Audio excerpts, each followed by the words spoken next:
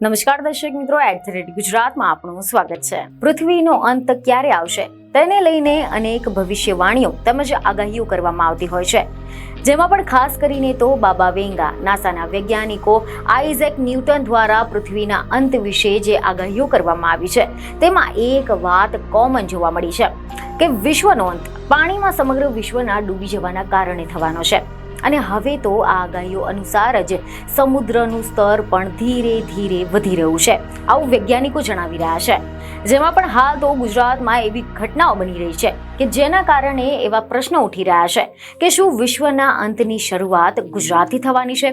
કારણ કે અહેવાલ એવા મળી રહ્યા છે કે રાજ્યમાં જુદા જુદા 2 ગામોમાં દરિયાના પાણી ઘૂસી જવાની ઘટનાઓ સામે આવી હતી, જેમાં ભરૂચના ઇસ્લામપુર ગામમાં દરિયા કિનારાની પ્રોટેક્શન વોલ તૂટી ગઈ હતી અને આના કારણે દરિયાના પાણી ગામમાં ઘૂસી જતા લોકોને ભારે વિકટ સ્થિતિનો સામનો કરવાનો વારો આવ્યો હતો। ત્યાં જ બીજી તરફ ભાવનગરના ઘોઘામાં પણ પ્રોટેક્શન વોલ તૂટી જતા દરિયાના પાણી ઘોઘામાં ફરી વળ્યા હતા।